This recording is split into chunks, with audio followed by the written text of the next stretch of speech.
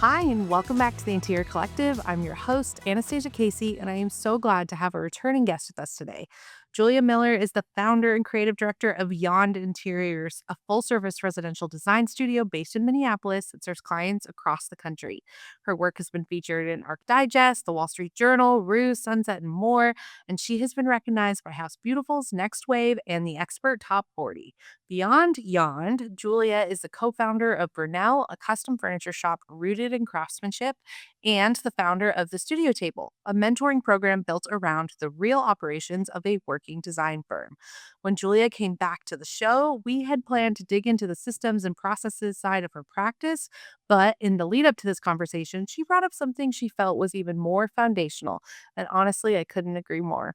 Today, we're talking about creative mindset, what it actually takes to get into the frame of mind to do your best work, how to protect that creativity throughout the life cycle of a project, and what happens when the pressure of running a business starts to crowd out the thing that made you want to do this in the first place.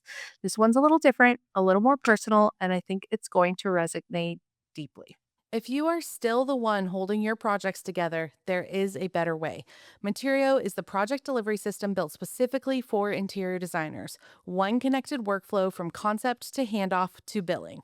Interior Collective listeners get 50% off their free month at getmaterio.com. Hello, Julia. Welcome back to the show. I'm so excited to have you back. You are consistently a listener favorite because Oh, you drop the knowledge like crazy. We will get all the way into the deets of the knowledge you are dropping over at Studio Table that you recently launched later into the show, but I'm so grateful that you took time out of your busy schedule to drop some more knowledge upon us here on the show. honestly, it's all the pleasure is all mine, and I mean that sincerely. I feel like not growing up in the industry, learning everything basically through podcasts and other people, like, this kind of information sharing is so important to me and something I will always make time for and feel like helps everybody in the industry get better. Like, I listen to the show regularly, I learn so much myself, so the opportunity is really awesome. It feels so full circle. You were at our very first design camp I will. back when it was, the little 5 cottages and everybody was shoved in bunks, and Yes. Casey and I were schlepping concrete tables around Yes. between each session. And it's just That text amazing. thread, I've heard from all of them today. It's Every amazing. day, every single day, there is something happening on that text thread. So, It's yeah, it's truly the gift that keeps on giving. and that's I mean, that's 6 years later, 6 and Yeah. a half years at this Mhm. point. Incredible. Yeah. Yep. Okay. When you and I were first talking before this episode, you mentioned wanting to expand on the concept of mindset work, Yes. specifically how you get into the frame of mind to do your best creative work. Yes. Where did that idea come from, and why does it feel important to talk about right now? Because you know me, I'm not a super woo woo person. So, Yeah. what does this mean? Okay, good question. And I would say, even though I was a clinical social worker before and doing this work now, I also am not a super woo woo person. I'm like a get it done, move on, put that accomplishment on the board, recognize it for a second, and move on. But I think as I've gotten older and I've realized making meaning and finding joy in this business, particularly, it requires a mindset that can accept a lot of bad information at one time, and it also requires a lot of seeing your future, what you want to manifest, what you want out of this career that you spend a lot of your time doing. And I think as a mom and as someone now who's been in the industry long enough to see where I could be going, I realized like, oh, time is precious. Things don't happen on accident. And at some point, even though it feels like it might be an impossibility, you get out of like the day-to-day grind, right? Like now I have the capacity to see far beyond I've ever been able to see. And I realize that like, oh, there's so much to be done with how I think about things that are happening today, but also about what I want to be happening in our studio and in my personal life and fulfillment in the future. So it's kind of I feel like maybe it's a midlife thing. like maybe every woman in their 40s is thinking this way. Um, but also to the concept of like how we do our best work came from a business coach I had hired a couple of years ago. I felt like I was just like, spinning my wheels, doing everything, all the things, all the time, and not really having like a North Star. Like, what am I after? How do I communicate to clients what we're excited about and what we bring to the table? And through that work, he helped me realize like what I'm passionate about is doing our best work, putting out the thing that not only I'm excited about, but something that I feel like I've done with my whole heart. And that is taking or being interested in what my client has brought to the table too. So that phrase, doing my best work, is really the foundation of how I think about what projects we take on, how our staffing looks, time off, all of these sorts of things. Like, how do we continue to put out things that we're excited about that also excite our clients? That is so fascinating, Julia, because when, we were talking about this interview and the topic, I was definitely and this is so me. I was definitely thinking about it from a like client deliverables perspective, like doing Oh, our best work for our clients mhm. specifically. And from what you're saying, that's definitely a large component Oh, of it. yeah. And that's like the end ultimate goal. Right. But thinking about mindset in your business and visibility within your business itself and what you want like your life to look like within that. Yeah. So I'm gonna have a lot of follow-up questions that you were not prepared for That's based okay. on based on that No. like mind-blowing realization from question one. So Well, the truth is, as a business owner, your life is a lot of your business, whether you like it or not. And I think there are ways to minimize how much that impact is negative in your life, especially if you're having a hard time balancing other commitments. But I think at some point, in order to get to a place where you have a business that you are proud of and that reflects you, you have to give a lot of yourself Mhm. to that. And that requires, I think, a lot of passion, but passion, from my perspective, is not super sustainable all the time to get you through all of those seasons of business ownership. So Hmm. it's a transition for me too in thinking, it's a broadening of what's out there. This feels like such a kismet conversation because just since having Cameron, who's 18 months now, no matter how hard I fought it and said, no, like my business and what I've built here, like is not the most important, but like that is my passion. I Mhm. could not fight the fact that like my passion has felt watered down, if you will, Mm. since Mhm. having my daughter, because not that that's more important, but like that is where my passion's focus has shifted to. And the last few weeks I've really been working on what can I pick back up in my business and take back on for myself? What deliverables can I be doing that will fuel that passion that used to be there when I was working till 3 a.m. on the couch every night working on the business.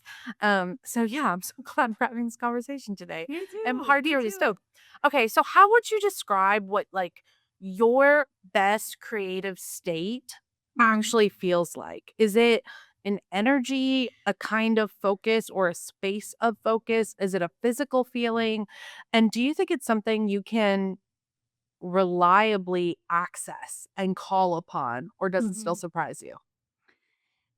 I feel like it's a discipline. It's as much as a um energy, like a feeling, but it's also a discipline that I think you have to practice and you have to make time for, because similar to what we were talking about, time is fleeting, and especially if you're a principal, your time is precious. Like, you could get pulled in a lot of different directions, and creativity, I think, often is the one that falls to the bottom of the to-do list because it feels optional somehow.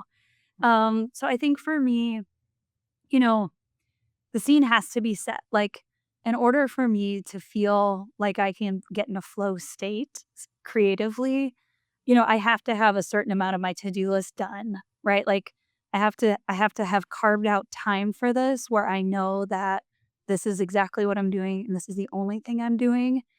But also too, I think I have to set myself up to know what I need to be doing as well, which I think in this business, sometimes it's hard because you're like, oh, I'm just looking at all these images or like I'm pulling 500 side tables.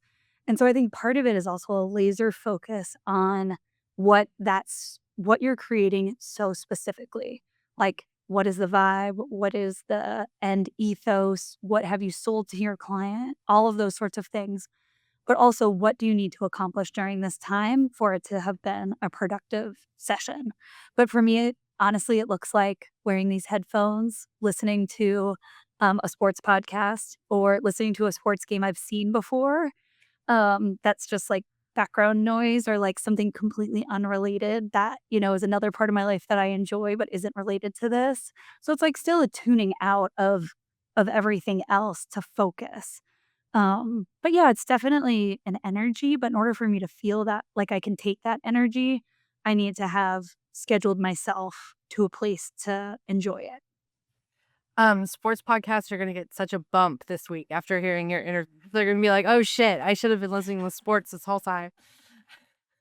It works so well for me. I think there's a bunch of genres that I know other people work to, true crime or whatever, but for me it's sports. Yeah, it feels like low stakes. Like, Yeah, yeah. totally.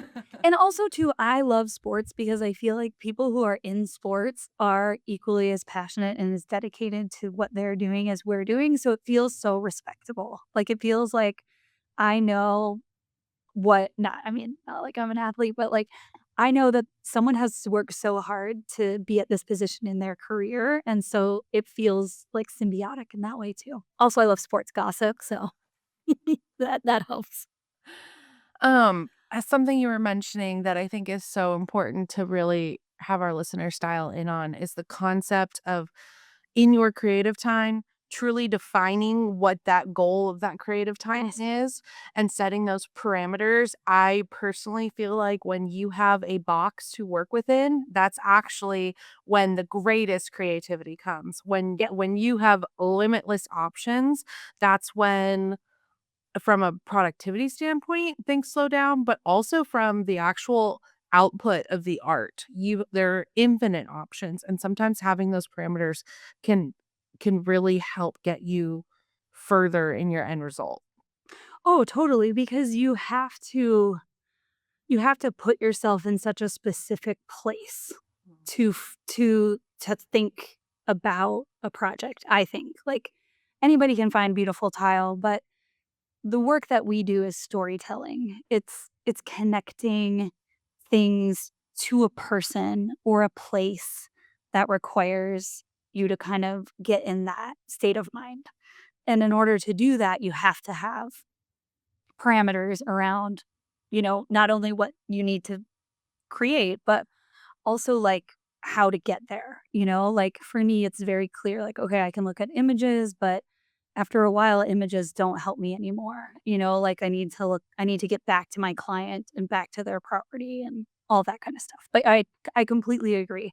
And that's why I think designers are also super bad at designing their own houses because there's nobody to tell you no. There's no parameters. So the client parameters and really when you are carving out creative time, having those parameters, I think, creates the best output and and is the most efficient, which can be difficult to make your creativity efficient. Julia, your past career life as a social worker, I think really has set Yond up for being so known for work that's deeply personal and also so people specific. Mm. I don't think it's as much a signature aesthetic, at least when you start to really learn your studio. Um, and it's based on a response to each individual client and their family and their home. Does that Mhm. approach put more demand on your creative mindset than a studio with a recognizable signature style every time? And is that something different for you every time? That's a good question and something I've thought about a lot because I think having a style that was just like repeatable, instantaneous would be easier or more efficient or at whatever. But at the core of it, it is not who I am and not who I could be if I wanted to be. partially because that connection with our client is, to me, what makes meaning out of this career, even if I'm struggling to understand the brief or things aren't going, nothing is perfect in this world, but still it's that connection that makes me feel like this is meaningful work and meaningful enough to spend my time at. But I think the other thing too with that whole part of it is that, you know, you you have to find a way in this job to connect some way, right?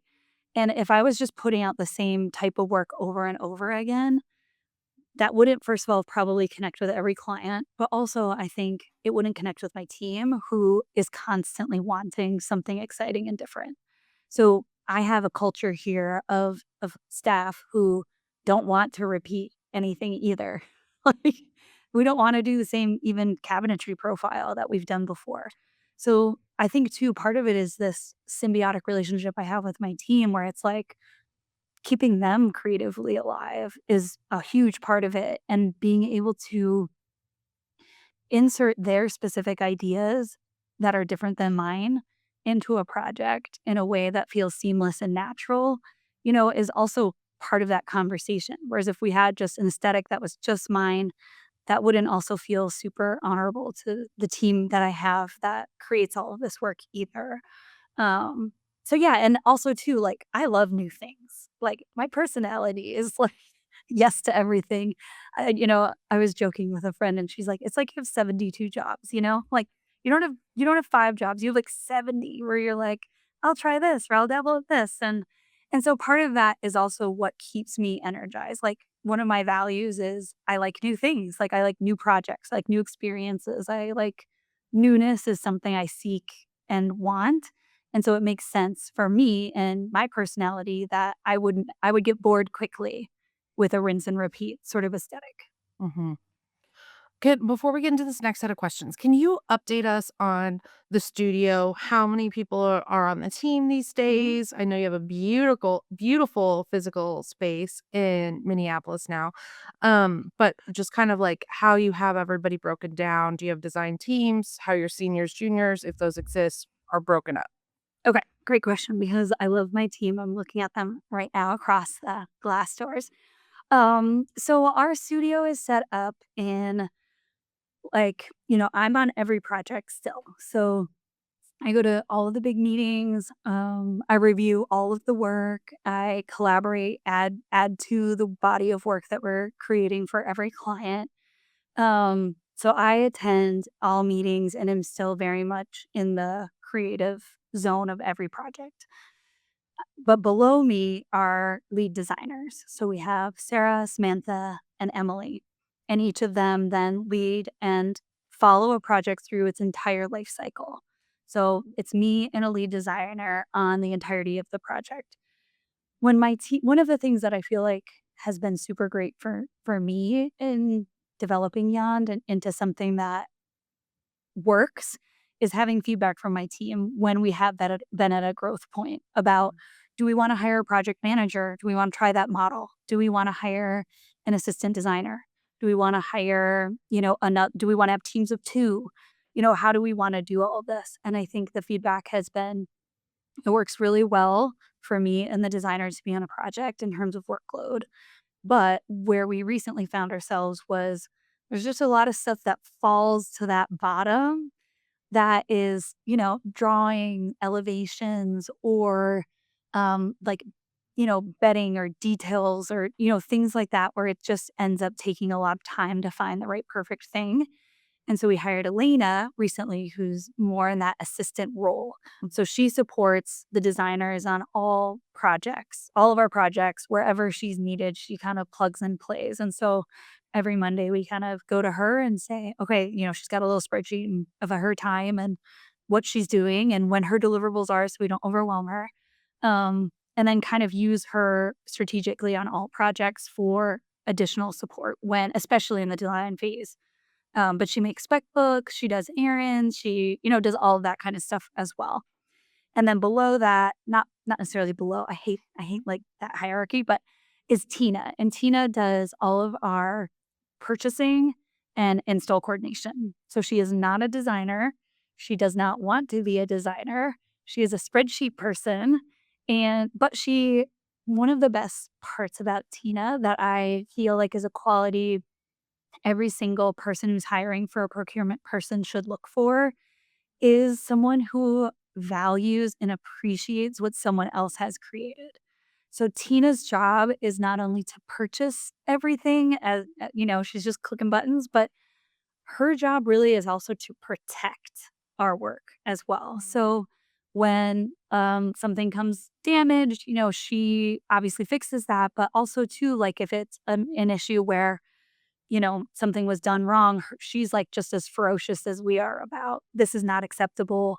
This is not up to our standard. We need to fix it, all these sorts of things. But really, her role is not only the like organization, but she's super passionate about like watching what we create and making it happen and being like a mama bear about that, like so I think that also feels so good in our studio because that Tina isn't gonna let something pass that shouldn't pass because she cares about us and our clients and what we created. So that's how we're structured at the moment. So we're a team of 6. Sarah just moved to New York, and so we have what I say, like, a little satellite office in New York. And so she can service our New York projects and East Coast work, but also, most of our projects are nationwide, so having someone that, isn't here physically is totally fine. Both of her projects are in the Mountain West, so Mhm. she travels. Amazing. Yeah. Um, I think it's so important that you brought up we talk about it on the show all the time, that Tina does not wanna be a designer. That Oh, is yeah. something we teach at design camp, we talk about it on the show. It's so easy to fall in love with someone who's like, "Yes, I'll handle procurement.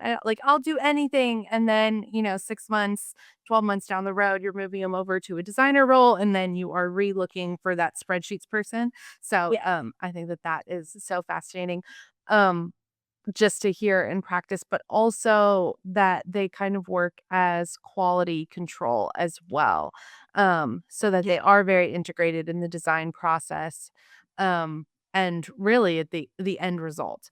Okay, so we're gonna get into how you protect creativity within your team, but I also want to go back a little bit to what you were talking about at the top of the show because you were saying that sometimes you get to a point where you've looked at so many images, you've referenced as much as you can, and really to get to the next level, you have to go back to and find inspiration from the client. Mhm. Can we talk about what that looks like? Like, what are the questions you're asking? Or like, where are you looking? Where are you finding inspiration from the client?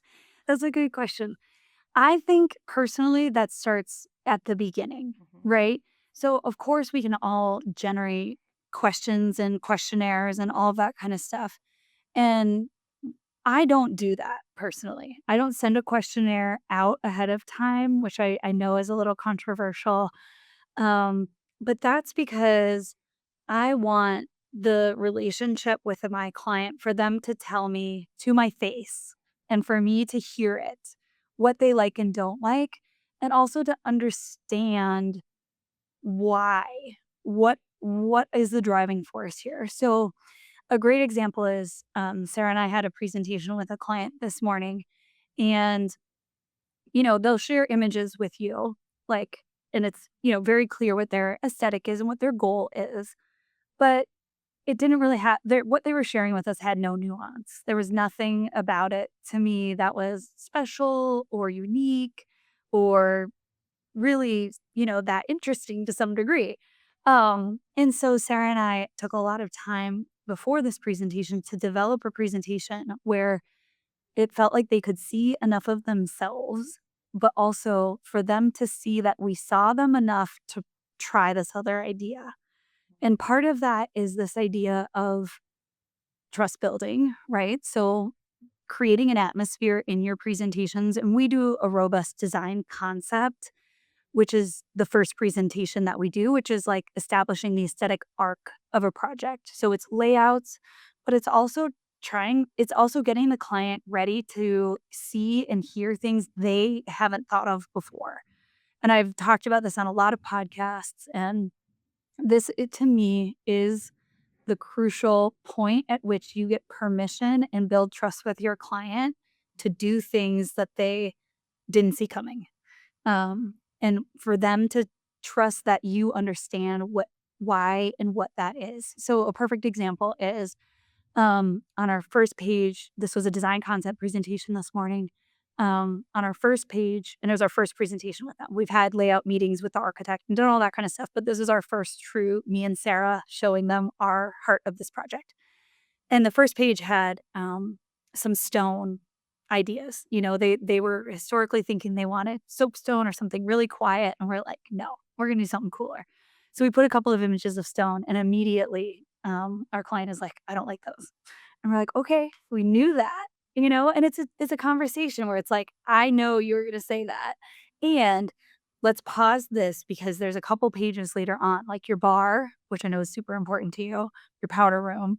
So let's figure out a way to make these ideas feel like they could fit with who you are and what you're about, and how to get them to see that you understand that this is a stretch, you know? So it's partially that conversation, I think, that happens early on where you acknowledge to the client that I understand that what I'm gonna do is stretching for you, and that information that they give you about how far that could possibly go. So when I say, like, you get inspiration back from your client, you're kind of reminding yourself about what is the ethos of what they wanna create, and where can you push them in this project to create something you're also excited about. So for me, when I say I've looked at enough cabinetry details, I need to go back to the client. Part of that is, okay, I've seen what I need to see in terms of inspiration and ideas. I need to remind myself how far they're willing to go and what they said about some of this stuff, if that makes sense.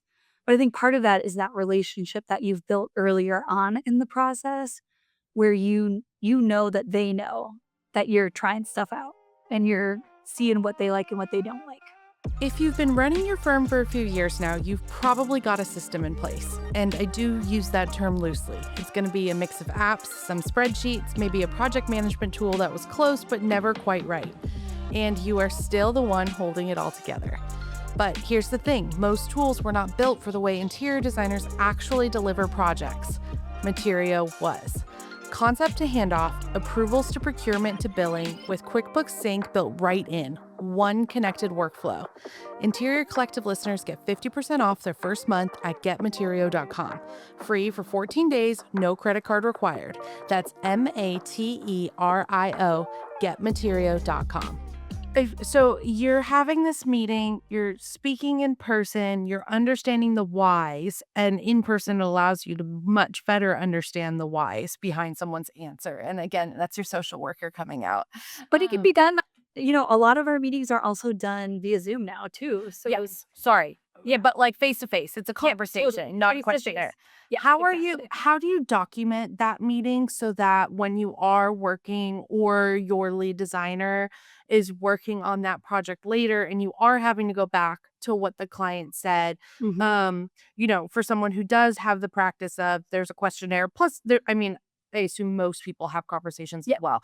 But when there's like not a document to go back, how are you guys documenting this yeah. conversation so that it is a point of reference later? Okay, well, we do use the AI recording tools now. The So AI. that's amazing. So it records all your meetings, which is great. So that's super helpful. Extracting the notes out of that is also really helpful. But honestly, I'm a pen to paper kind of lady. Okay. So this is my notes from that meeting, and I literally have it just sectioned out by room. So I write the room and then I write the comments. And in all honesty, I know people are like, but clients have so many thoughts, and how do you know them all? And part of it is knowing what to ask, right? Like knowing what information you need in order to create something that they're excited about, and what information you don't really need to make something special. Mhm. So, for example, on our first design concept, we're also asking questions around finish, but we're showing them good images of finishes. We're showing them curated ideas. And so all of that then is highly condensed, right? We'll show them two faucets. One's a bridge, one's a, single hole. And we're kind of like, which one do you like? Tell us about what you think. So we're not asking, tell us about your kitchen. We're asking super specific questions that help move our needle further and further into selections.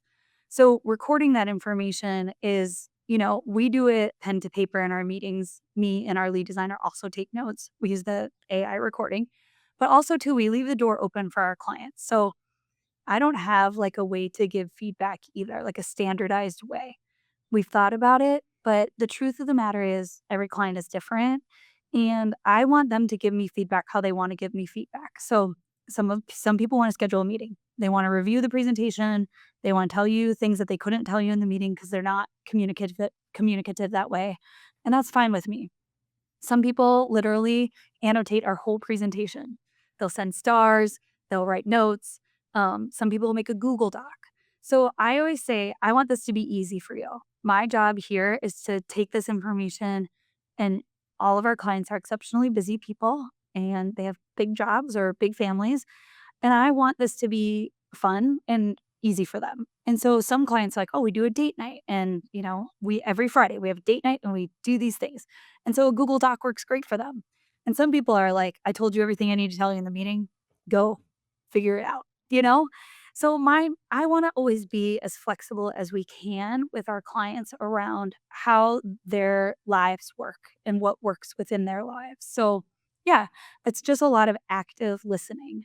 And it's a lot of knowing what questions to ask to get the information that you need when you need it, because you don't need every single piece of information right away, right? So just being strategic about how to move your own needle forward in a way that gets you closer to that selection or that design. Okay, in the past, on other shows previously, when we've chatted, you've talked about this concept of designated design days, Mhm. days where you do nothing but the creative work. How did you arrive at that structure, and how protective are you of that when business demands compete? Are you still doing designated design Not days? as much. Okay. I wish. I still have blocks though. I have blocks where if I'm working on something, it is blocked off, but not as much a day anymore, sadly. So, okay, when that time is blocked off because there is a deadline, your team's waiting on you to make a decision about something or to move the needle forward, what h how are you handling it when you sit down and, you thought your to-do list was clear enough or, like, it's just not happening? It's just not happening. Mhm.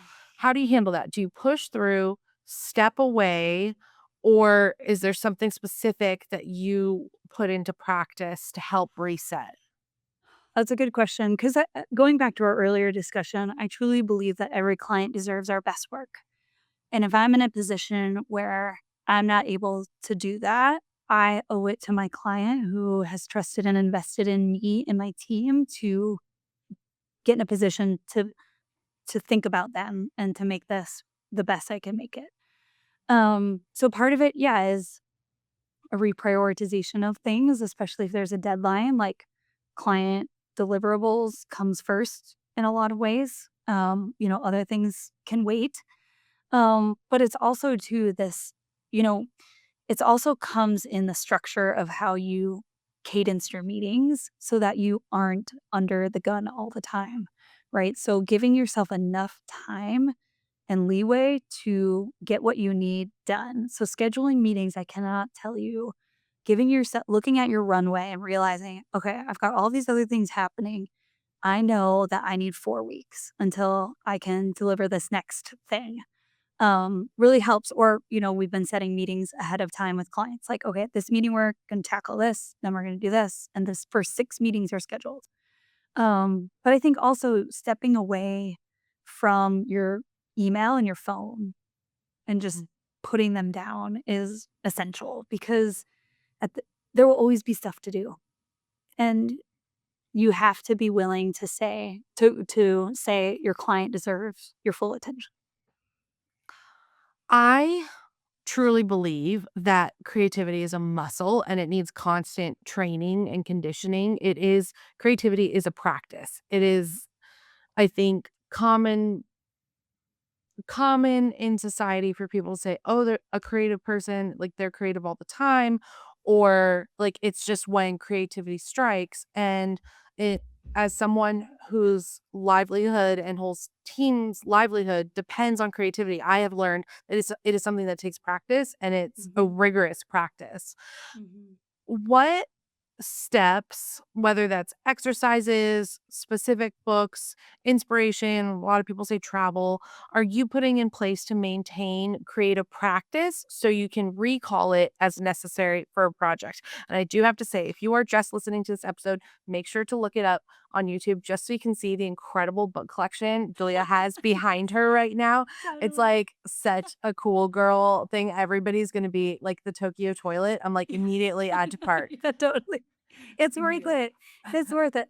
Okay, well, I think for me, people are a huge source of what gets me excited about something. So, a lot of our work is in partnership with people who do something specific well. So, that's a metal worker, that's a ceramicist, that's a tile maker, a woodworker, all of those things. So, I feel like when we are in a position to push ourselves, we are also thinking about who our thought partners might be on that creative level. Who can achieve this? Who can level it up? Who can, contribute to this in a way that we're not even thinking about? So, yeah, like inspiration, I think, is found literally everywhere. But when it comes down to the specificity of your project, for us, a lot of the time it's thinking about who we're going to loop in that's going to make this awesome with us. So people are a huge part of our work.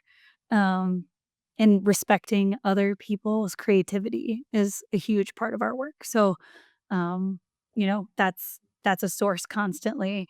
I would also say too, like through travel and all of those things, I think an appreciation for the other or the unknown or the new, I'm a new person, like is also a huge part of our studio's creativity is, what experiences my team brings to the table that I don't have. Um, so that kind of stuff I think really helps. But I would say we're constantly in search of new people with new skills or new specialties that can ignite a certain idea or, you know, execute something that we're super excited about. Okay, I have a very specific technical question. It's Yeah. also a little bit of an ethical question. Um, I have heard from so many designers on the show, our clients, that people are like, creative work is creative work. And sometimes creative work takes longer than other times. And as you were saying, like, you'll have it blocked out. This is the time I'm supposed to be working on this. And sometimes you have to reprioritize. Like, if it's just not happening, then Mhm. that's not how you're going to spend it. And please correct me if I'm wrong, but Yond bills hourly. Yes. And so, how do you advise people listening that when it's like you are working on creative work, you are billing those hours, and you are up against a deadline, and reprioritizing might not be an option, but you are trying to find the perfect piece, you're trying to create the perfect piece, and people will sit and adjust their hours because they feel like the client should not be paying for the fact that creatively it took them longer in that moment to do it. How do you handle that with the mindset that our clients are owed our best creativity? And maybe sometimes that takes longer than Yeah. others. So I'm a big proponent of, you know, telling clients obviously upfront how long a typical project takes you, right? And so now that we've done a lot of projects the same way, I know how long it takes us to do a project, which includes developing a lot of one-off pieces, right? So that time is kind of already built into my calculus of, estimating a project. So I think that that's important. If you are a person or a studio that is similar to us in the sense that you are, like, attracted to new things like we are, you have to build that time into your estimate. That being said, I you know, I'm always in favor of looking at your billing objectively, right? If it is unfair to bill a client for something that you should have known but didn't know, um, you know, I don't know.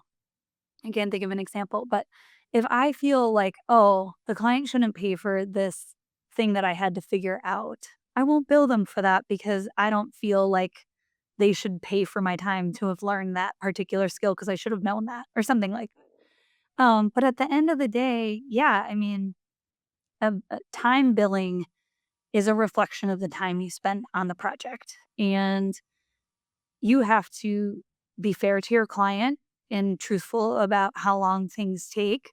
And if they question it, you have to be willing to tell them why it took longer. But in the same point, like I said, I always want to be fair too. Like if I'm creating something that I know is like kind of a little bit of a rabbit trail for me where I'm like, oh, I kind of want to see what this is like, or I want to, whatever, have this extra meeting with this person, then I might not bill for it because part of that is also me gathering information for other projects or things like that. So I do try to look at things objectively as well. And like if I got the bill, would I feel like this was fair? Or should the designer have known X, Y, and Z because they're the expert and that's why I hired them? Mhm. So it's a little bit of both, but I think it really does start by adding the appropriate amount of hours at the beginning of the project to allow yourself the freedom to take the time it requires to make something really wonderful. Thank you so much. It's hard to do though, and it takes time. So, I feel such empathy for people who are figuring out billing and all of that. But at the end of the day, if this is the work you want to do and this is your structure, you have to get paid for your time somehow. Mhm. Okay, so let's talk about a project of your Yond's usual scope. It lasts for years. How do you maintain creative investment in a project over that arc? Meaning, how do you protect that creative mindset when you are in phases that are more logistical, when you're deep in procurement, you're managing the trades, and that original creative energy can feel far away? How do you keep that Mm. infused throughout the project? Well, I think truthfully, some parts of projects just are logistical, right? You're picking the grout, you're whatever, you're talking to the glass guy, whatever it is, right? So there are some parts of it that, definitely just need to happen. But I think, again, going back to the excitement of what you're creating and why, to me, details like grout joints and grout colors matter significantly. I think to me help with the creative process because you know that it's a step at a time. It's a tiny thing on a tiny thing on a tiny thing that creates something really spectacular, right? It's a series of decisions and it's the execution of that vision that ends up being something spectacular, right? So taking your hands off the wheel or feeling like, oh, the implementation or the project management is not a creative process, I would completely disagree because yeah, sure. You want someone else selecting your grout color? Good luck. You don't want someone approving your stain samples? No, you don't. You need a CFA, like all of these things. And that's where I said earlier with Tina, like having her understand and protect our work, knowing that, yeah, we require a CFA and you can't just change the dye lot on us, like all of that is what is required to execute to me the vision I sold to my client, right? Like you have to have some fidelity and some sense of responsibility about the end outcome because you are the ultimate salesperson of that idea to your client. And so if it's not executed to the degree to which you said it could be or should be, that's on you?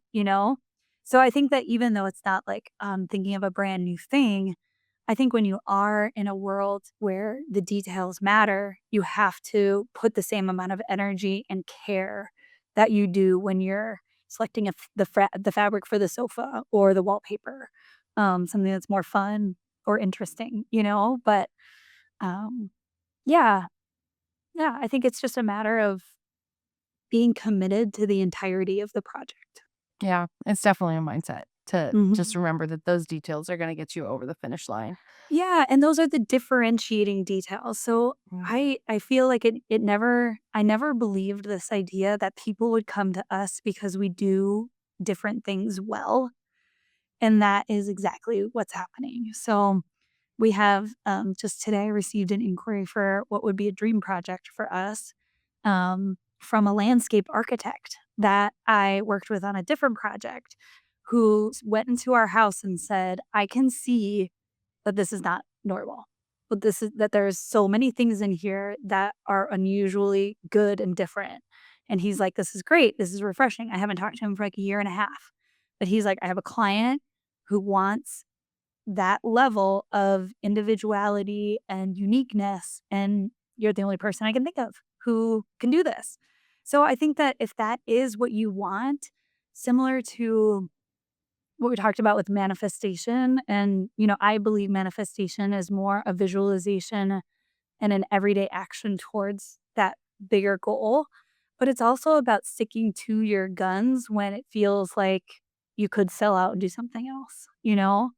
Like, it is about those daily decisions to stick to what's important to you and to believe that that is interesting to a certain population of people. And those people will find their way to you because I tell people all the time, even prospective clients, I'm not the people's designer, you know? Like, I'm your designer. And so that's what is important to me. If you're looking for, a project where it's like, I don't really care that much about X, Y, and Z, I'm probably not going to be the best fit for you because I care about everything. I'm going to want you to be invested so that you can pay me to care about everything. Okay, I wanna talk more about this manifestation mindset, Mhm. beyond just protecting the creativity of a project. And running a design business means a significant portion of your time is spent on things that have nothing to do with designing. How have you personally managed that tension between business demands and staying creatively alive? Talk to us about how you're seeing further into the future than you've ever Yeah, been able to. it's true. Part of it is a belief and a confidence in yourself that what you are doing is is good, is what you should be doing, is what's aligned with who you are as a person. And I get that I will probably never be able to scale to the degree that some of these designers have been because my design work is not rinse and repeat. And, it's a specific kind of thing. And I'm okay with that. But I will say part of part of being able to attract what you want is being able to accept that there's a lot of stuff that's not for you. And that's scary to do, especially in the beginning. And I took on everything. And I would encourage people who are new to still take on a lot of projects because you've got to learn somehow and you have to learn what your thing is. But I have told so many potential clients that I can't be their best designer. They would be better served by someone else who could work within their budget, who does a scope that's smaller than us, who has an aesthetic that might be more aligned with what they want. And while it's scary to turn down a project, I would rather know that that person got served by someone who could do it better than me, right? So a great example of this is I had a contractor call me who was in a really sticky situation with another designer. The designer got fired and the client needed all their furniture still. And he's like, I know you can do it. Like, I know you're good. I know you can do it quickly and on the timeline. And he's like, but here's the thing, here's the budget. And I'm like, I can't do it. Like it was a lot of money. But it wasn't enough money for me to do what I felt like I would be proud of and what I would think the client would want. And so I told the contractor that, "Hey, look, I'm open to a conversation about what it would take to get there, and this project would be amazing. It's a ton of money. It's a really prestigious architect. Um, but I can't do it within these parameters. Like I just can't because I can't do my best work and I can't give the client something that I think they deserve with this budget. And he said, okay, there's another designer that will. I said, okay, that's fine. But it was hard to say no to a big budget and the potential of maybe one day turning this into something. But I knew that's a dangerous game to play. I'm either going to sacrifice my soul by selecting veneered pieces from China, or I'm going to disappoint the client with not being able to accomplish what they want because I thought I agreed to a budget that wasn't appropriate. So part of it is this push pull of knowing when saying yes to projects starts to hurt you Mm. and what you can do in the future, you know? And at some point, I think you have to be willing to not take on those projects that keep you stuck Mm. because that also is what keeps your mind stuck because that's what you're working on and that's what you're doing and that's what you think and that's what keeps coming. But once you stop saying yes to those projects and you switch your mindset to be like, no, we do our best work on this level of project and this is why. Um, and being able to be firm about that when you have to be, I think opens up so much more of your mind to realize your potential and where you're going and what you're doing all of this for because it's really easy to just keep on a hamster wheel. But I think you have to at some point start to decipher what's good for you and what's not. Okay. The part that I struggle with, and I like me personally, like as a business owner, that I struggle with is I hear over and over again from my favorite designers, my favorite people in the world that like you have to turn down projects that are not the perfect fit. But it's like I have to keep my doors open. Yes. And so Mhm. how have you been able to get into the mindset of trusting the universe will bring another opportunity by saying no to this one? Because the stress of keeping the doors open and putting food on your team's table is at times unbearable. Yes. And when there is an opportunity on the door and you're up at night figuring out where can I move money around to get my team paid, to really have the confidence to say, I'm not going to take this job when they're knocking on the door. That's the mindset that I personally, and I know there's other people like me that cannot get past. Yes. And I have been there and I understand that. I just think there's a difference between knowing you're taking on a project to do that and feeling like those are the only projects you're gonna get, right? So for me, it's about the differentiation between, okay, I'm taking on a smaller scale project or a project that's construction only, even though I love to do furniture. I think you just have to be self aware enough to know that that's not where you're going, right? And you have to, I think, in full fairness to your client, you still have to give them your best, right? Like they don't deserve anything less because you are in a pinch. Like that's not fair.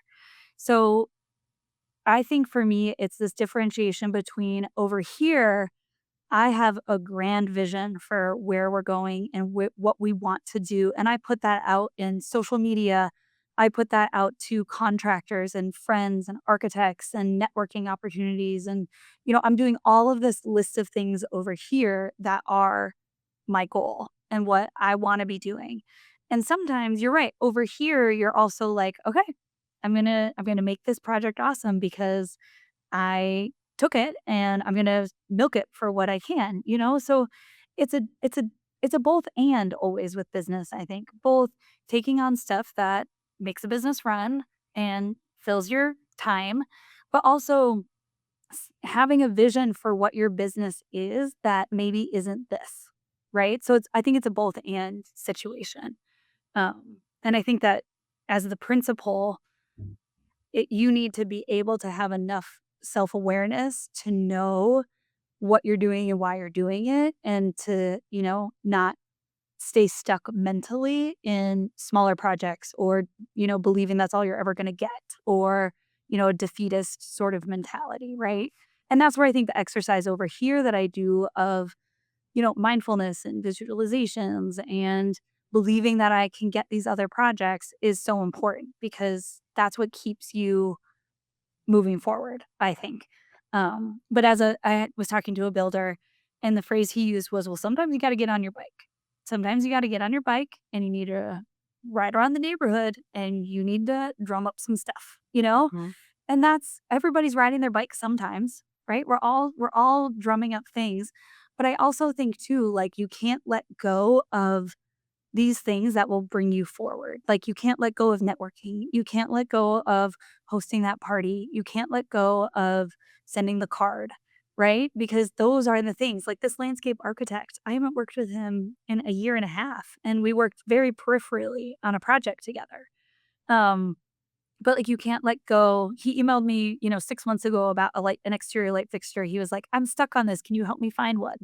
It's like, "Sure, I could totally do that for free, like, because I have goodwill towards you, and look what it brought us potentially," you know? So, you can't let go of that idea that other things are out there for you, and by putting out what you're proud of and what you want and speaking that out loud, um, I think helps move that needle more than people think, and I'm a skeptic. I was a skeptic as well. Like, I thought, you know, if I'm not literally riding my bike every day, everything's gonna fall apart, but it's that kind of mentality that keeps you stuck.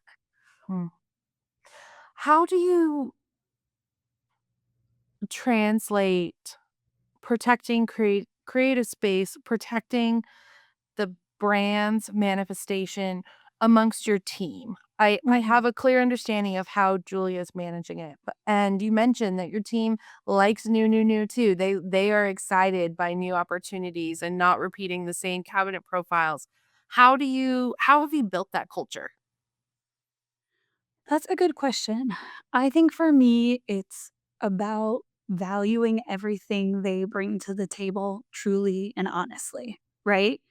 That when we start a project, truthfully, I have some ideas, but they have some ideas as well, and it's the combination of our ideas that make a project. So I'm not the type of principal that is like, execute these things, find these images, make it like this. Because again, I'm just one voice in the room, and I'm looking at them all. They will tell you that they veto me all the time. Like, they'll be like, "No, we're not doing it that way." So part of it is this professional respect that they hear everything I hear with the client. They know and see things I don't see, and that this is a collaboration between both of us, and that I take what they create extremely seriously and will defend their work to the client and the architect or whatever, right?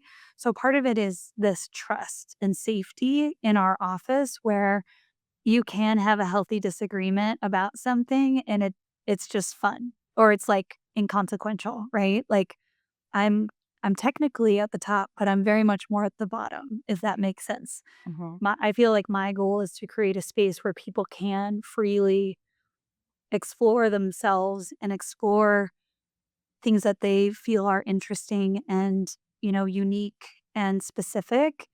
And that whole environment, I think, is a feeling, right? It's a safety. It's a no idea is a bad idea kind of thing.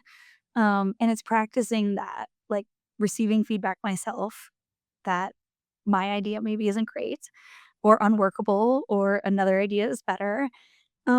But it's also too like, I think in your earlier question you had asked like how does everybody kind of generate stuff? And part of it is like, I mean, we have shared Pinterest boards and stuff, but we also have a Slack channel that's just called Cute. Um, and so like people are finding stuff there all the time. So there's always this information sharing that's happening in our studio where it's like Emily's looking for a fabric and Samantha is like, "Oh, I looked at these four. What do you think?" So it's this constant transfer of ideas and information between everybody in a way that ultimately contributes the best to every project. And it's also, I think, this feeling that like you have to be willing to see someone else's idea as as your own if you're the principal, right?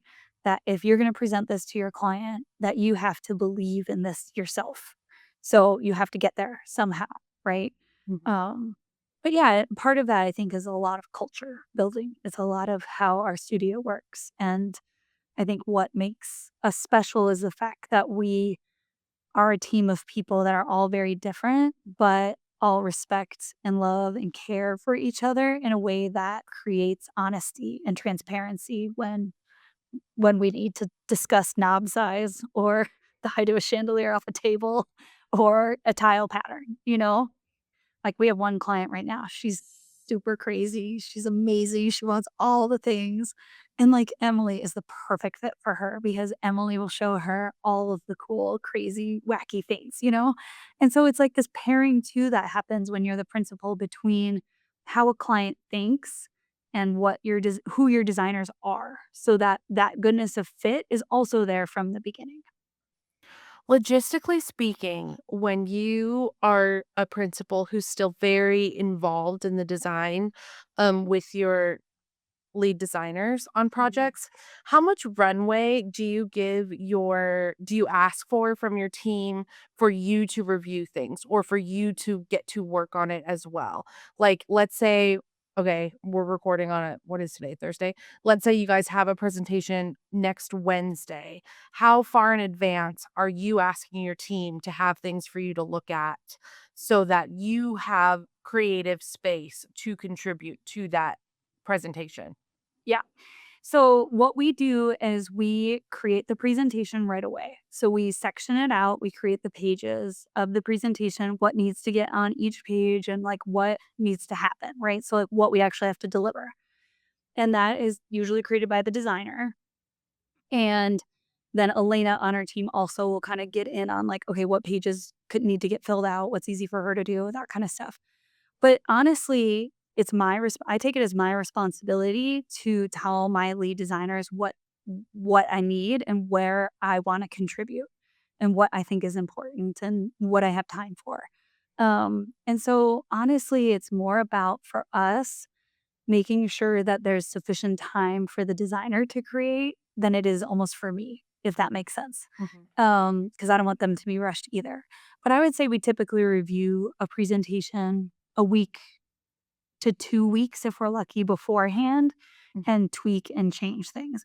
But it's my responsibility to contribute to that presentation in a way that helps the designer move forward and doesn't make this process more difficult for them. Mhm. And that's by being clear about, okay, I'm gonna contribute to the kitchen page. I've got all these ideas or, you know, let's try this. That's my responsibility, not theirs to get out of me. So that's when I said too, like I see myself not as on the top and on the bottom. My job is to make their jobs easier Mhm. and to make their jobs manageable. And if I'm a chaos person and am not organized in my own way or haven't given them the clear information of what I want to do, or what I need them to do by when, that's my fault. And Mhm. that needs to be better. But I'd say 1 to 2 weeks for review. And often too, what we'll do, so we use Slack. Mhm. We'll like put the presentation in Slack right away and be like, okay, guys, this is what we're working on. Cause every everybody here is excited by those presentations. And so it's also not uncommon for another designer on not on the project to put in images or ideas, just slap them in a page that they're like, "This could be cool," you Mhm. know, consider this idea, you know, or whatever. So some of our creativity also comes about in collaboration with each other, on those sorts of things. Okay, so if you are listening and want to know more about Julia's design presentation, her processes in general, Mhm. Jan just launched the Studio Table, which is a 4-part workshop series built around the actual operations of Yond Interiors. Yes. I have to say, I have worked with literally thousands of designers over the last 10 years and have had very intimate looks at very proprietary information and how they run their studio. And Yond Interiors has the best processes out there. Oh, You have always been so magically methodical and incredibly personal at the same time. But things, as you mentioned earlier, do not happen by accident no. at Yond. And there is very much a process. So the fact that you are offering these workshops is such a gift to the industry. Does I know that we go over very technical things at the studio table from the very beginning of the process through 4 different segments. Does mindset come up in that program, or has this conversation made you wanna add it in? Oh, no, it's the to me, it's the guiding force between for everything we do, right? So, yeah, so especially at the beginning, so, workshop 1 is, like, client acquisition and concept, which to me, again, like I've said, I mean, every part of your process is incredibly important, but if you're looking to level up your work or if you're looking to try something new, I think that that all starts well before a client inquires and well before you've even tried what you're trying to try. That starts in social media, that starts in your presence in other ways. So there's a lot of ways that that kind of stuff happens. But yes, mindset for me is about every part of our process, right? It's about not only how do we do our best work, but also how do I continue to do work that gets me to bigger clients or bigger budgets or, places of prestige that we want to work. So part of it is that positioning as well. And that is all mindset because that's all believing in something that's not there yet, right? So mindset to me happens at every point of the project. And I think like one of the things, so it's really easy, I think, in the beginning to be like, oh, sure, I can visualize having, a project in Palm Springs. I think it's harder for mindset to become a part of your practice when you're in selections and you're like, I'm just trying to find a side table. But at the end of the day, I think for me, it's that vision of you are like step by step creating and adding to your vision and your what you want to do. Um, and that happens in, I think, the boringest of times. That's when you really need to lock in because that's the time when it can slip. That's when the time when the vision goes away and you're just like, I don't care. I'm annoyed with the revisions, whatever. But it's also about having enough structure in your work to know your own boundaries because creativity could be boundaryless and that can be super chaotic. And so for us, having structure around our presentations and what we present and when we present it also helps to protect our work, but also protect how much creativity you need to give to that particular project at that time. Right. So the structure and process is what makes the freedom to create something, if that Mhm. makes sense, right? Yeah. Yeah, absolutely. So the studio table covers concepting, Mhm. as you just said, client acquisition, concepting, selections, procurement, and installation. It's broken up into those 4 main phases. Yep. Obviously, every phase is broken down much further. It's the full project arc. Is there a phase of the process where you see designers most consistently losing touch with their creative instincts? And what does the program offer around that? I know you just mentioned like it's the revisions phase that you're annoyed by something, just as an example. But have you built into the studio table helping people get out of that? Yeah, I think again, it's like to your earlier question, I think that that creativity can fall off sometimes at the final details. At like, if you haven't planned for accessories or bedding or art or, things like that, like, those are the areas that I think sometimes like erode your work because they can kind of come at a weird time if you haven't planned for them. Mhm. So for me, styling and almost like that project wrap up is a time where I think people are like, "Oh my god, thank God. Everything's here. I'm done." Like drop kind of thing. And I think that styling and photography is where, you know, people can take their hands off the reins a little too much. So recently, well, not recently, in the last year and a half, I started doing all of our styling for all of our shoots myself. I've hired stylists before and realized, oh, in order for me to get the look I want, I've got to do this and I've got to learn how to do this. Um, I might not do it forever, but I think it's been such a good practice of transitioning our projects into something that aesthetically is connected, but is also, like kind of the meat and bones of the project at the end, so to speak. But that comes to me in styling, right? In those final photos. So yeah, I think styling and at kind of the end of the project is probably where I see most designers be like, "Oh, it's almost done. I moved on," And I think that's where you need to dig in. Yeah, and obviously coming from, like, a branding, web design, PR standpoint, I'm like, that is the most important Yes. part. I'm like, that's what you're gonna have to propel you to get the next Right. project of that caliber or as a Yes. caliber above it. Yes, that's where you put your stamp on stuff, but I think a lot of designers and I've hired stylists and I love stylists. I just realized like, "Oh, I want this vision to go further."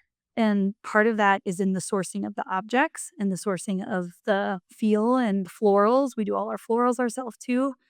And so part of it is this exercise for me in creating that final vision myself, as opposed to handing it off to someone who's just going to make a photo that probably looks good, but isn't exactly what I was thinking. So that's been a good exercise for me personally and a skill I did not have and feel like I've learned. Okay, talk to me about what deliverables or specific examples, if it's not necessarily deliverables, studio table attendees can expect to walk away with, whether Mm, they're doing, because you have the option to just attend or view the recording later. mhm. Um, one phase, or they could purchase a bundle to get access to all of them. What can someone expect they're actually gonna like walk away with? Yeah. So obviously they'll get the recording and they'll get the PDF presentation. And I feel like the PDF presentation is so much information already. But also too, they'll get like a reference guide for any programs we referenced or yeah, things I've talked about that there's a link to or more information about. And then what we actually included in in our first session, and we will continue to include are the chat and the notes that are happening during the session. Because we found that some people were like, "Oh, I have someone that's facilitating as well, and so she's answering questions in the chat as well." So people are like, "Oh, I wanna have reference to the questions that were answered that way as well." Um, we are thinking about trying to figure out a way to connect people that is not necessarily part of the studio table or something I'm facilitating, but a way for people to be in relationship with each other, um, as well. So that could I don't know what that could look like quite yet, but that has been a request, like, people who are trying to create a business that is, like, founded in creativity and individuality, um, how to connect them. So that could be something that's coming as well. Amazing.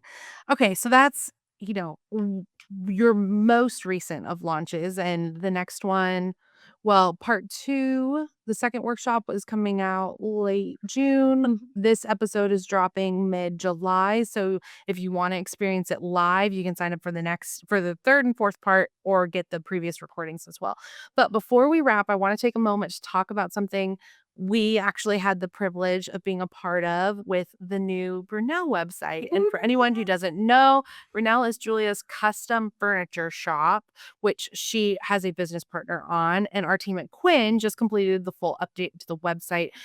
Brunel is such an interesting brand because it sits at the intersection of, a working design studio sourcing life and also this retail experience.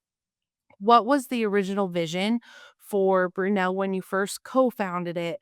And how do you feel like it's evolved? Because I do think that it has graduated. It's grown up a little Mhm. bit. It's scaled in a way. Yeah, it's So huge. talk to us about how it started and kind of where it's at now. Okay, so we launched actually in November of last year. So we were just going to be pleased if we got one furniture order in the calendar year. That was our goal. Just one person found us and ordered one piece, and we would be happy with that. It has now turned into, so Samantha on our team who's been with me pretty much from the beginning, is my co-founder. So she came to me, um, and was like, "Okay, either I'm gonna start my own studio or we're gonna do this business thing together." And I'm like, "Oh, we're gonna do this business." But part of it was this idea that we create so many of these things already. And I'm on the expert, and I cannot tell you how many times I'm like looking for a company that can help me and this person who's going to execute this design on their own find a piece that can be dimensionally different, or we can change a paint color, or do anything that's a little more interesting than a retail level piece typically is. So part of it was like I saw the immense need myself constantly sourcing for people on the expert, but also that we're already doing this for our clients. And so let's make this work. But yeah, Brunel started off as a seed of an idea to bring to life things that we were already doing, but also things that we were excited about that had nothing to do with Jan necessarily. Um, and also, I mentioned earlier, people are a huge source of inspiration for us here at Yond, right? Like being able to call one of our friends and be like, hey, we got this epic project and we need your help figuring out X, Y, and Z is one of the hidden joys of this work. And so being able to create a product line, an e commerce shop basically, that gathered all of the people that not only, like believed in Brunel, but also have given their time and talent to it is part of what we love. Like, we've so far only done Minneapolis-based artists, and I'm sure that will change, but we do these small collaborations on mostly ceramics at this point, for these kind of collections, so to speak. So it's just a really great opportunity for us not only to give back to, I feel like, the people who have given to Yond and us so much, but also to let other people know about how great Minneapolis is and like what we're doing here and who's here doing what. So part of it is just like a passion project. Even if I never made money from it, it's that passion of like, oh, this is a value of my life. This is what's important to me. It's important to Samantha, and we're just happy if a sale happens, and sales have been happening, so it's been good. But as a result, our website, in the first 6 months was like, oh man, we Samantha and I were doing a lot of the coding and all of that kind of stuff ourselves, and that was not going super great and not very efficient. And so, yeah, we called in Quinn to help us with some of that and just figure out some of the problems we could not figure out ourselves on Shopify, which is so complicated. So yeah, so we rebirthed Brunel and slightly more efficient website, with just a lot more user-ability and, great features and stuff like that. So it was a great exercise for Samantha and I. Well, we loved getting to work on it. Your bones were so strong. It was a really great and honestly very easy project for us. So thank you for letting us work on it. You mentioned that you're on the expert and you wanted to be able to source things for people. Are Brunel pieces available in the expert to shop through them, or does everything, if someone wants to source Brunel, they're doing it through you? And how has that affected the trajectory of Brunel? Yeah, so we do have select items on the expert. We didn't want to offer our full collection on the expert, but you can shop select pieces on the expert. And I would say, I mean, I'm sheepish to recommend my expert clients to Brunel just because it feels kind of funny to be like, oh, buy this other thing from me.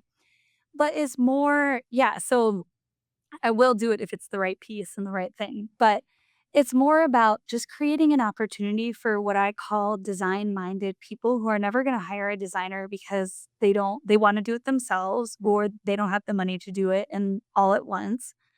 But an opportunity for a design-minded person to get a piece that is perfect for them, and that doesn't exist a ton on the retail market.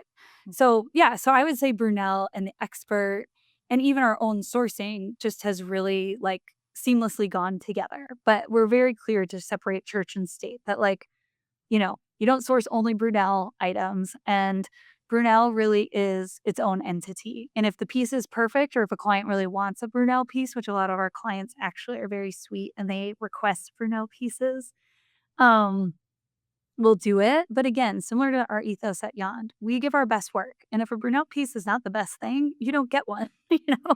We're gonna make you something that's specific for you.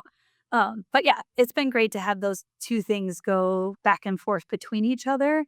But I would still say they're still like very separate and independent and very independently operated. So many designers who have thought about, because they're also doing custom pieces. They've thought Yeah, about, okay, do we launch this as a line? I hear from people saying, we source from XYZ line that we created and like we're really keeping ourselves in business. Have you felt like you guys have been able to penetrate the market and the community beyond just your own projects? It sounds like you are saying yes, but I'm just curious as to how you feel like that happened because a lot of people are like, this is a great option, even if we're only sourcing it ourselves. totally. Yeah. So I would say Yond buys 0.01% of the items Brunel makes or puts out there. All of a lot of our furniture orders are other designers. It's mostly to the trade. And then we always want to have these what we call add to cart items like these ceramics, these vintage quilts. We have a whole if you look just off camera, you might see some tons of vintage chairs lined up that need to get to the upholsterer. But yeah, we wanna also keep it fresh for people who are design minded but can't find a reupholstered vintage piece in a designer fabric or a pillow that's special, and is, you know, they're able to buy.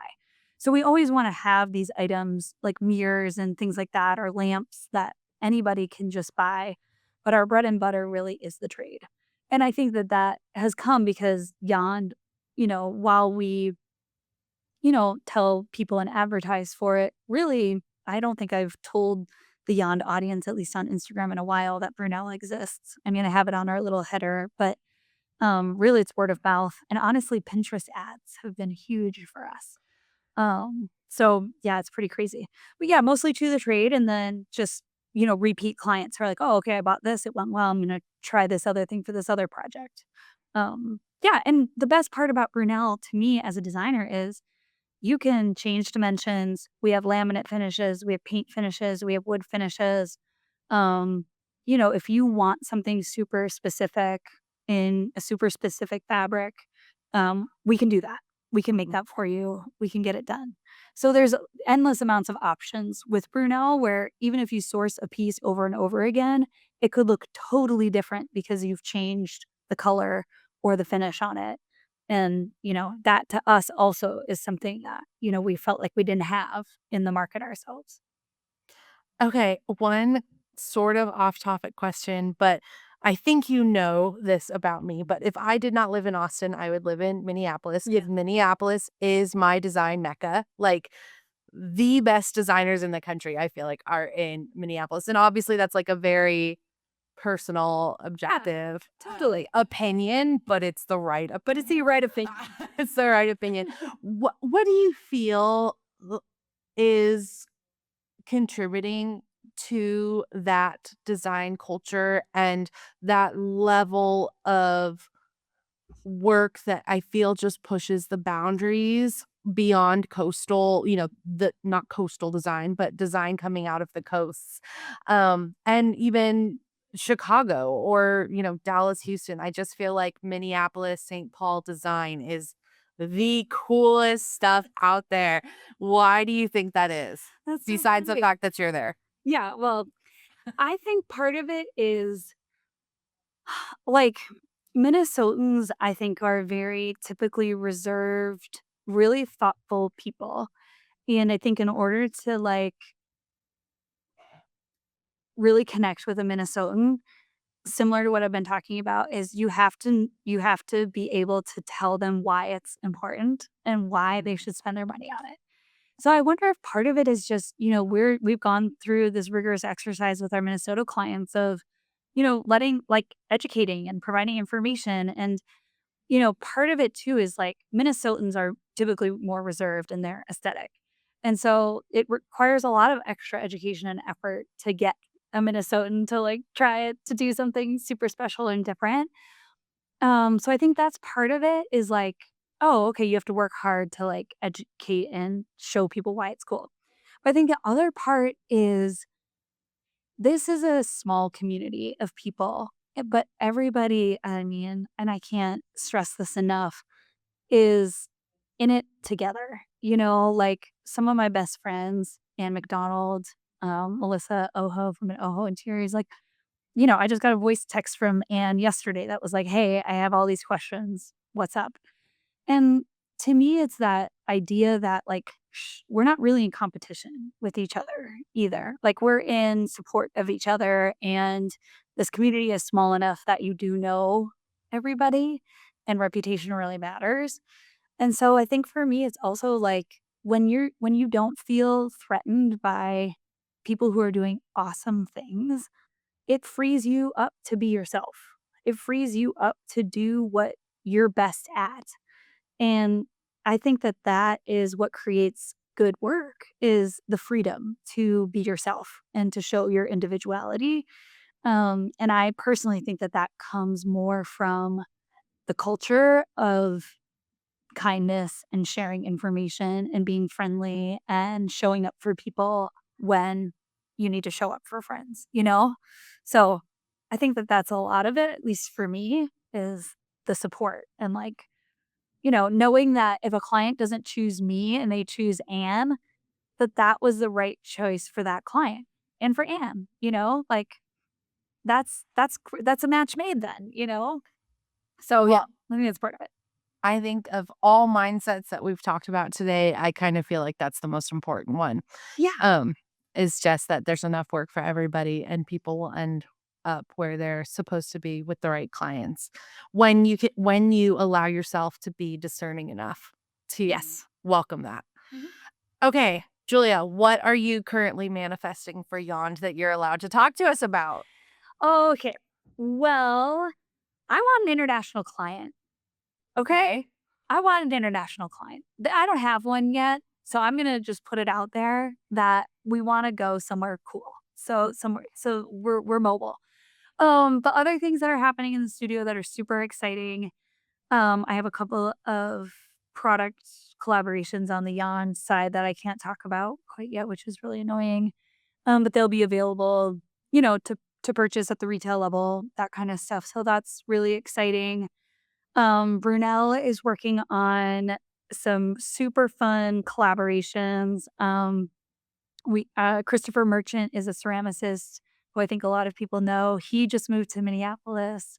And so we're doing a coffee table, a dining table, and then maybe some small vessels and things like that with him that are proprietary to Brunel. So that's super exciting. We also just have projects right now where I feel like our team is stoked about what's coming up. So we're shooting a huge project in Aspen in 2 weeks that we've been working on. So I cannot wait to show you that project. Yeah, I mean, I think we're just manifesting people who want cool stuff. That's what I want. I want someone who's like, show me something cool. That's what we Well, want to do. Well, I will be manifesting that inquiry that came in this morning for you Yes. from the landscape architect. Please text me and tell me when that comes through because it I will. will. I will. Um, Julia, this was so amazing. Thank you for chatting. Sorry, guys, this was a long show, but there was no way in heck I was cutting her off. So Oh, time speed. Sorry, guys. thank you for listening. We will have everything linked in the show notes from Studio Table to Brunel and also Julia's past episode with us. Is this just our second or have we done three? I think too. Okay. Well, I'll make sure that that is linked. Follow Julia at Yond. And Julia, I will talk to you very soon. Thank you so much for your time. Thank you. For more in-depth analysis of this interview, including exclusive downloads, examples, and more, don't forget to subscribe to the Interior Collective on Patreon. We are building an amazing private community of interior designers and industry experts open to candid conversations and answering questions. Join us on Patreon in the show notes or at patreon.com/The Interior Collective. Thank you so much for tuning into this episode. Producing this show has truly been the honor of my career, and I cannot believe I get to have these conversations. A big, huge thank you to our production team at IDECO Studio and Quinn Made. Your contribution literally makes this podcast feasible. And the biggest thank you to you, our listeners. Your sweet notes, DMs, and reviews mean so much to us as we work to keep our show free and always accessible. Until next time, I'm Anastasia Casey, and this is The Interior Collective, a podcast for the business of beautiful living.